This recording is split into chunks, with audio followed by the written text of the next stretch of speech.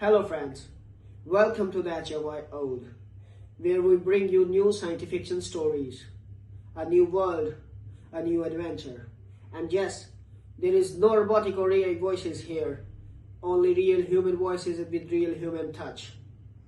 So let's start this journey, and please subscribe my channel if you like the stories and press the bell icon for the latest updates.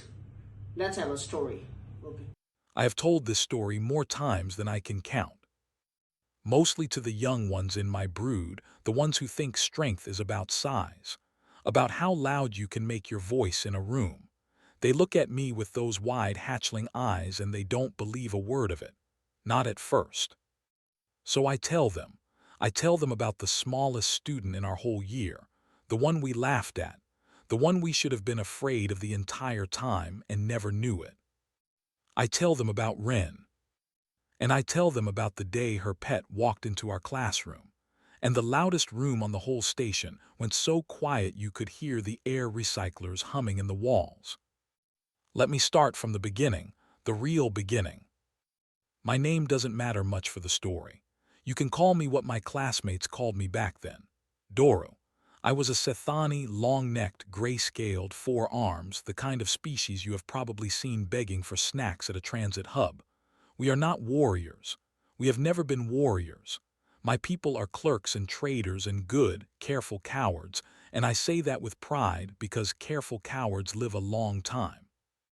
I was 11 cycles old when she arrived, small for my age, even by Sethani standards. I knew something about being the one others looked past. The school was called Bastion Reach. A learning ring, they called it, bolted to the side of a much larger station that hung over a gas planet the color of old bruises. 30 species shared those halls. 30 different ways of breathing, eating, walking, hatting each other quietly the way children do. I remember the morning she came, because the whole corridor smelled wrong. That sounds strange. Let me explain. When a new student transfers in, the air system adjusts. It has to. Different species need different air. The day Wren joined our class, the mix shifted to something thinner, drier, with a strange, sharp edge to it that made my throat itch. We all noticed. We all complained. A human, someone said, wrinkling whatever passed for their nose. They're putting a human in our year. And the way they said it, I will never forget the way they said it. Like the word itself was a small, sad joke. You have to understand what we knew about humans back then, which was almost nothing, and almost nothing in a child's head becomes everything. We knew they came from a heavy world, a wet one. We knew it had been swallowed in mist and quarantine for as long as any of us had been alive, that the conquered had only opened relations a few cycles before, and that humans were, this was the official word, integrating. Mostly what we knew came from the older students, and the older students lied. They said humans couldn't see in the dark. They said humans were so fragile a hard tap could crack them open. They said humans smelled of damp soil, and that they cried water from their faces, actual water, leaking right out of their heads when they were upset. That last one, at least, turned out to be true, but we'll get to that. So that was Wren, walking into our classroom for the first time. A short, soft-looking creature with brown skin and dark hair tied back in a knot, and a face that didn't have any scales or plates or feelers on it at all. Just skin. Pink-brown skin and two small dark eyes, and a mouth that was set in a flat, careful line. She was the smallest person in the room. She didn't even reach the shoulder of Vask, the big Koran boy who sat by the window. She had to climb a little to get onto her seat. Her feet didn't touch the floor when she sat. The room laughed. Not all at once. It rolled around the room the way laughter does with children, starting in one corner and spreading. A snort here, a buzz there. Vask said something low, and the students near him cracked up. Wren didn't laugh. She didn't cry either. She just looked at us, one by one, slow, like she was memorizing the room. I remember thinking, that's odd. New students usually look at the floor. She looked at us instead. Our teacher that cycle was an old Dreven called Instructor Pell. 8 legs, a voice like a door scraping, and absolutely no patience for nonsense. He clicked the room to order and told us all to be civil, that Cadet Ren Adami had come a very long way to study with us, and we would treat her with respect. We said yes, Instructor Pell. We did not mean it. Children are honest in the worst way.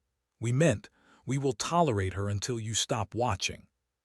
And he stopped watching the way teachers do, and we did exactly what you'd expect.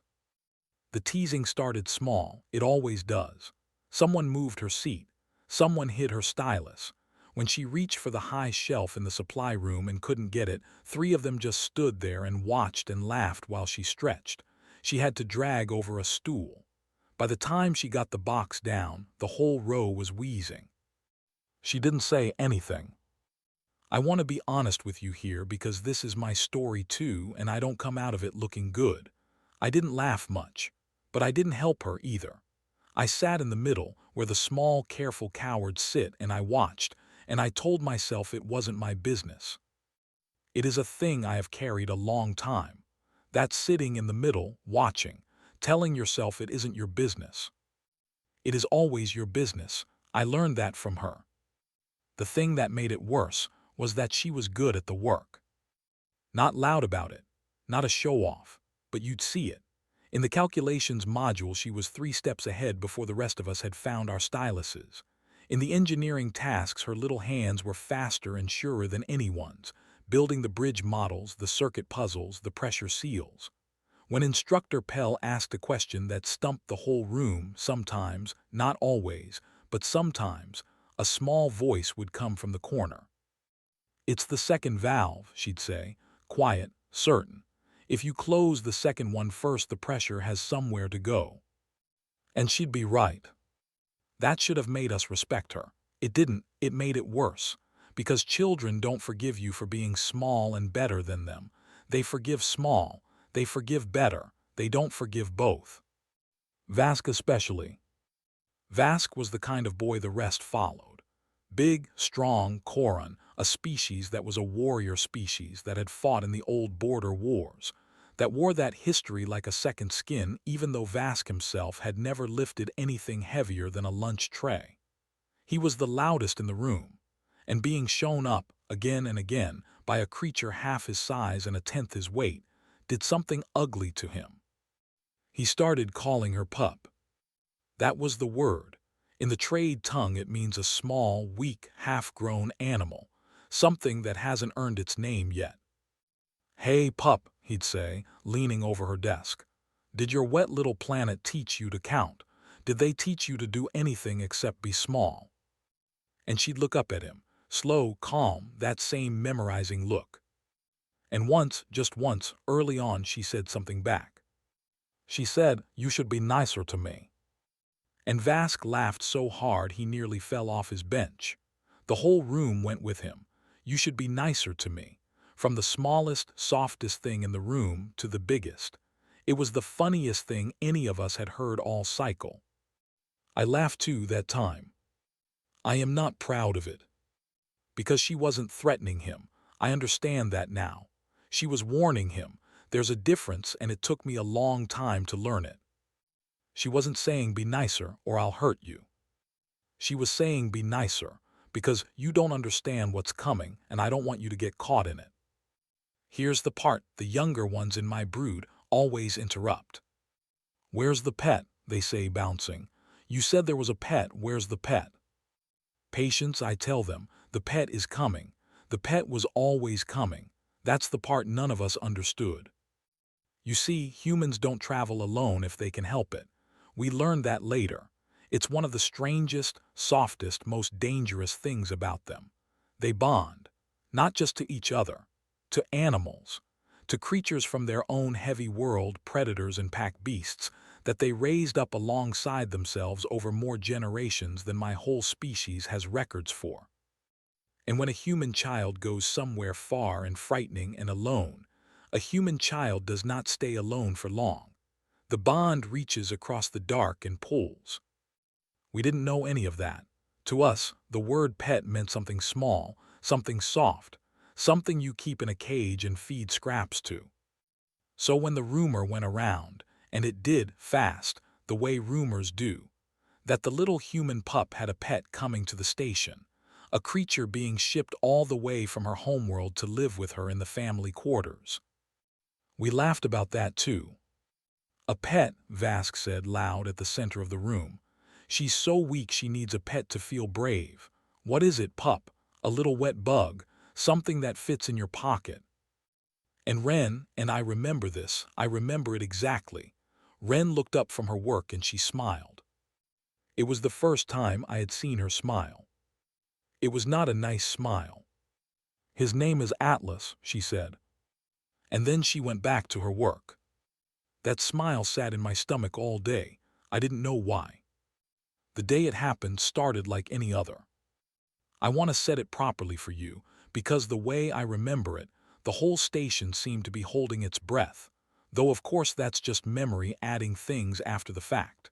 Memory is a liar that means well. It was a gray cycle.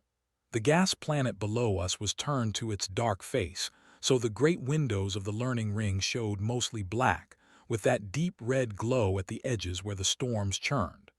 The lights inside were turned low to save power, the way they did on the dark cycles. The corridors had that hushed, sleepy feeling.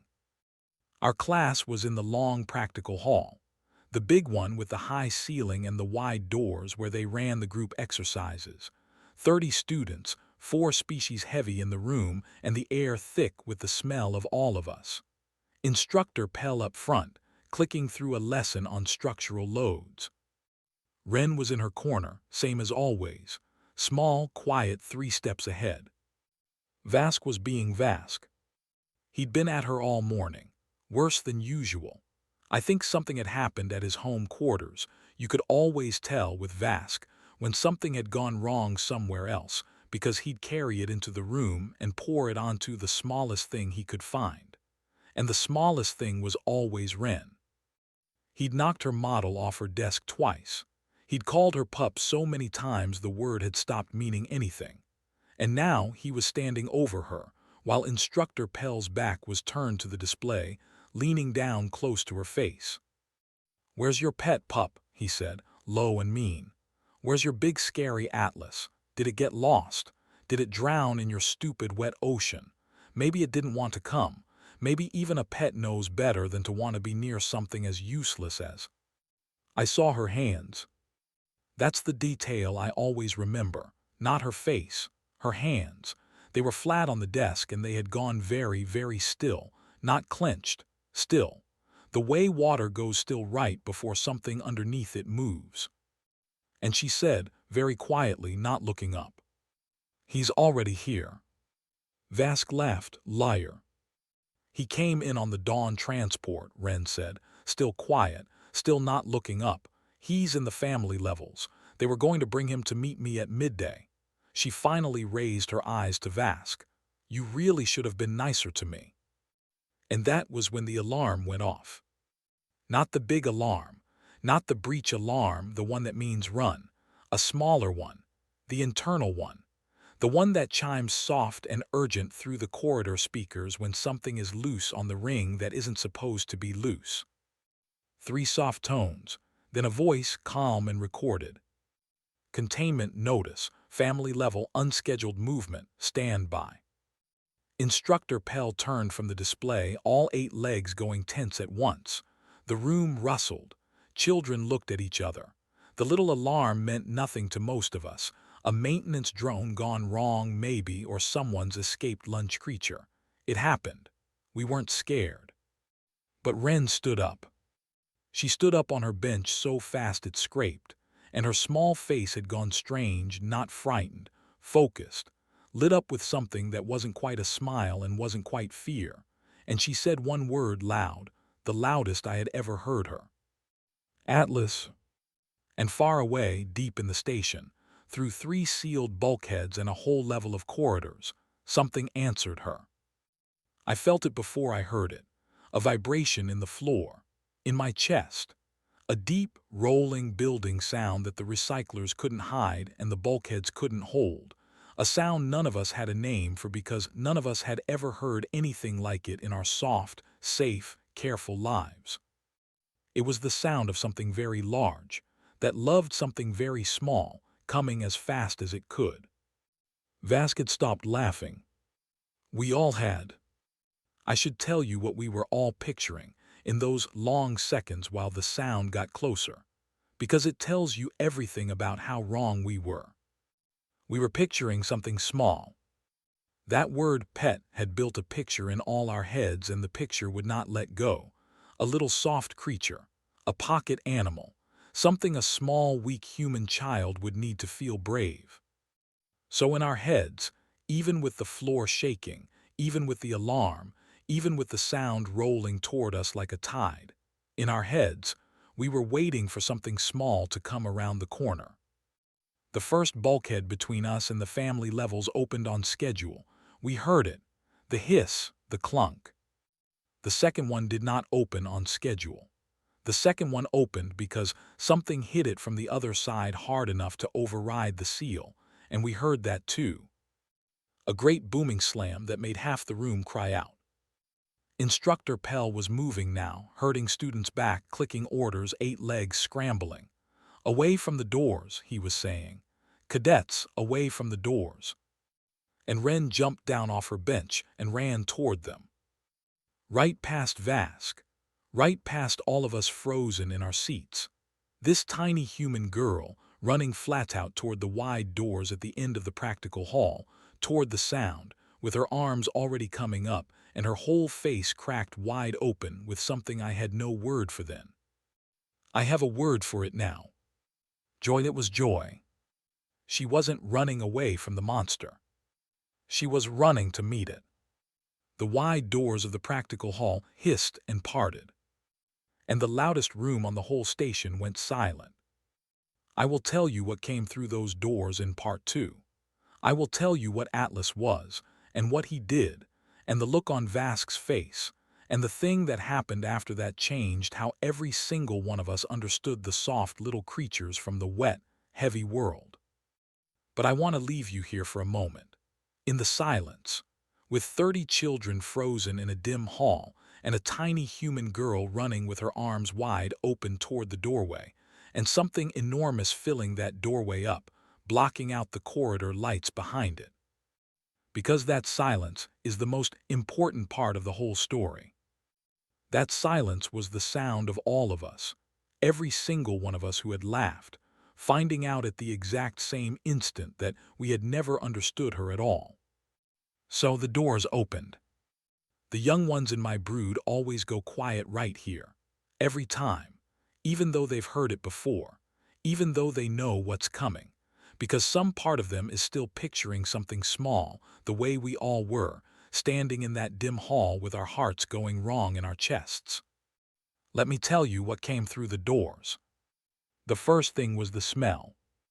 I told you humans smell of damp soil. Atlas smelled of that too, but underneath it was something older. Something that went straight past your nose and into the back of your skull where the old animal part of you still lives, the part that remembers being prey. It was the smell of a thing that ate other things. A clean, sharp, terrible smell. The second thing was the size. He had to lower his head to come through the doorway. Lower his head. That doorway was built to let a full-grown Koran walk through without stooping, and this creature had to fold himself down to fit. He came in low and slow. 4 legs, thick as support columns, with paws that spread on the deck plating and claws that scraped soft against the metal. A long body deep through the chest, covered in fur the color of ash and old iron. A tail that swept behind him heavy enough to dent a bulkhead. And a head, a great square head, wider than my whole body, with a jaw that could have closed around Vask's skull, and a pair of eyes set deep and golden and thinking. That was the part none of us were ready for, the thinking. We had been told pet, we had been told animal, and animals in our soft minds were dumb things, things that reacted, things you could predict. Atlas walked into that room and his golden eyes swept across all 30 of us. one by one, slow, memorizing the room. And I realized, with a cold drop in my stomach, that I had seen that exact look before. I had seen it on her face, on Ren's face, her first day, looking at us one by one, slow, memorizing. She hadn't been copying him. He had been copying her. They had the same eyes, the same patience, the same terrible calm. And in that moment I understood, the way you understand things all at once and too late, that the small, soft creature we had laughed at for half a cycle had been the dangerous one in the room the entire time, and her pet had simply come to make it visible. Nobody moved. I mean nobody. 30 children who had been a riot of noise and motion 10 seconds before stood frozen like the air had turned to ice around them. Instructor Pell had gone still on all 8 legs. Even the recyclers seemed quieter. And into that silence that enormous creature took one step, two. His claws clicked on the deck. His head swung low, that great golden gaze sweeping, searching. And then he saw her. I watched it happen. I watched the moment the monster found the girl. Everything changed in him. The low, coiled hunting tension just softened. His ears, which had been flat back against his skull, came up. His great tail stopped sweeping and started moving low and fast, a heavy thump, thump, thump against the deck. And that terrible jaw opened, and out came not a roar, not a snarl, but a sound I can only describe as a question. A low, rumbling, worried whine pitched up at the end that filled the whole hall. "Where were you? Where were you? I couldn't find you. Where were you?" And Ren ran the last few steps and threw her arms around his neck. Her arms didn't even reach halfway around. She buried her small face in that ash-gray fur, and she made a sound that I now know was a human sob, water leaking from her face, and she said into him, muffled, I'm here, I'm okay, I'm right here, good boy, good boy." And this creature, this thing that had bent a bulkhead, that had smelled of old death, that had frozen 30 children with a glance, this creature lay down on the deck so that his huge head was level with her small one, and he let her hold him, and his tail kept going thump, thump, thump, and the worried whine turned into a deep rolling rumble of pure contentment that I felt in my back teeth. She had been crying. I want to say that plainly. The small human who never showed us anything, who took every cruelty with that flat, calm face, the moment her pet arrived, she cried. Not from fear. From relief. From being, for the first time in half a cycle, not alone. And every one of us standing there finally understood what we'd been doing to her all that time. In the silence, with nowhere to look but at it. That should have been the end of it. A reunion, a lesson. We all feel terrible, we all learn something, story over. But I haven't told you about Vask yet. Because Vask, you have to understand, had been the loudest. Vask had called her pup. Vask had knocked her models to the floor and stood over her that very morning with his ugly little speech. And Vask, like the rest of us, had been frozen. But Vask was a Koran, a warrior species. And something in him, pride, maybe, or just plain stupidity, the kind that comes when a big creature has been made to feel small in front of everyone. Something in him could not bear to just stand there frozen like the rest. So Vask did the most foolish thing I have ever seen anyone do. He took a step toward Ren, and he opened his mouth, I think to say something cutting, something to take back control of the room. It's just a big, dumb animal. Something like that. And he reached out one big hand toward her shoulder. He was going to grab her, to pull her up, to make a point. Atlas was between them before the hand had finished moving. I did not see him stand. That's the thing. He was lying down with his head in her lap, and then he was up, fully up, all of that ash-gray mass of muscle on its feet, and turned and placed directly between Vask and the girl, and not one of us saw the in-between. It was too fast. A thing that large should not be able to move like that. It is against everything I understood about how the world worked. And then he showed Vaska's teeth. He did not roar. That's what I tell my brood. He did not roar because a roar is a warning, and a warning is for things you're not sure about. Atlas was sure. He simply lowered his head until it was level with Vask's chest, and he pulled his lips back from those teeth, and there were so many teeth, white and wet and longer than my fingers, and he let out a sound so low I felt it more than heard it. A sound that came up out of the floor and through my feet, and said one thing, in a language older than any of our species, that every single creature in that room understood instantly and completely. Mine, she is mine. Touch her and there will be nothing left of you to send home. Vask did not move.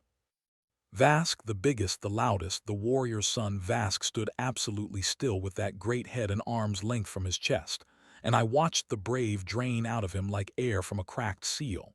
His hand was still half raised. He did not dare lower it. He did not dare do anything. The water that humans cry Vask wasn't human, but something very close to it was happening to his face. He was terrified. Completely, perfectly terrified in front of everyone, exactly where he'd made her stand for half a cycle.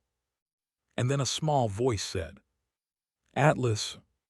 Just that, her name for him, quiet, calm. And the great head lifted away from Vask's chest. The teeth disappeared.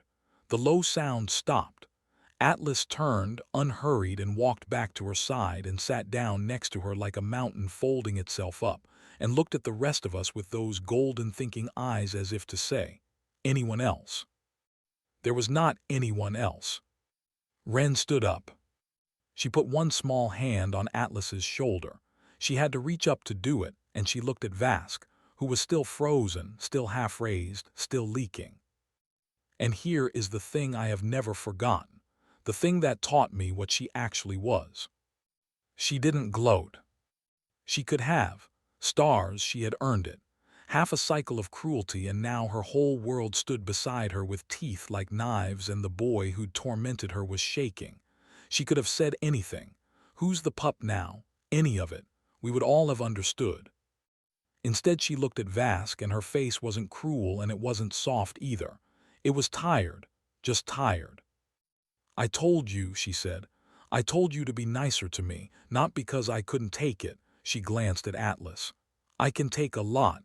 I took it all cycle, didn't I?" Vask said nothing. Vask couldn't. "I told you to be nicer," she said, "because he was always going to come, and I didn't want him to find out how you'd been treating me." She paused.